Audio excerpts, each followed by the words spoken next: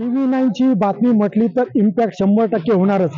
आजपर्यंत जिथे जिथे TV9 ने जे आहे पाण्याच्या टंचाईचे जे दृश्य दाखवले त्या बातम्या प्रसारित केल्या त्याला यश आलेलं आहे। अनेक ठिकाणी जे आहे ते शासनाने टँकर सुरू केलेला आहे आणि काल TV9 मराठीने या सर्वतीर्थ टाकीत येथील बांबळेवाडी आणि परिसरातील ज्या आदिवासी वस्त्यांवर जे आहे पाणी टंचाईची बातमी दाखवली होती, त्यामुळे तेथील बांबळेवाडी येथे जे आहे जल जीवन मिशनच्या जे पाईपलाईनचे काम सुरू झालेलं आहे।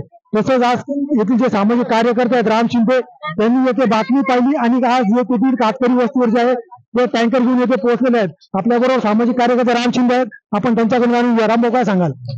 TV9 ची मी काल परवा बातमी बघितली। आमच्या बांबवेडी येथील पाण्याची समस्या TV9 मीडियाने दाखवली, त्याबद्दल मी त्यांचा आभार मानतो।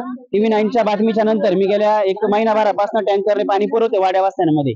आज आमच्या टाकेत येथील कातकरी वस्तीमध्ये गेल्या 10 दिवसापासून पाणी आलेलं नाहीये, म्हणजे पिण्यासाठी पाणीच नाहीये। मग टँकर शिवाय या लोकांना दुसरा पर्याय नाही। इथे बोरवेल नाहीये, हापसाई पण नाहीये।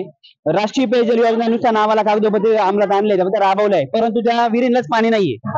जल जीवन मिशनची योजना फक्त ही नावालाच आहे, परंतु आज जर बघितलं कोट्यवधीच्या योजना शासन देत असतं, परंतु त्या नुसत्या योजना कागदोपत्री आणि नुसत्या नावालाच राबवलंय। पण आज जर खरी परिस्थिती बघितली तर आज माझ्या अशा गोरगरीब आदिवासी बांधवांना आज पाण्यासाठी संघर्ष करावा लागतोय। म्हणजे याच्यासारखं दुर्दैव दुसरं कुठलं नाहीये। कोट्यवधी रुपये शासन पाणी पुरवठा योजनेसाठी देत असतं, परंतु जर टँकरने पाणी घ्यावं लागत असेल आणि डोक्यावरचा हंडा अजूनही खाली येत नसेल तर देशाला स्वातंत्र्य आज 78 वर्ष पूर्ण झाली। तर माझ्या मते खऱ्या अर्थाने या महिला माता भगिनींना आमच्या गावातील ग्रामपंचायत टाकेत हातीतील महिला माता भगिनींना आजही पाण्याचं स्वातंत्र्य मिळालं नाही, असं मी या ठिकाणी सांगतो। त्यांचं म्हणणं रास्त आहे, जल जीवन मिशन मुळे जे आहे या गोरगरीब आदिवासींच्या रानात पाणी पोहोचलेलं नाहीये, मात्र पाणी नसल्यामुळे त्यांच्या डोळ्यात नक्कीच पाणी आलेलं आहे।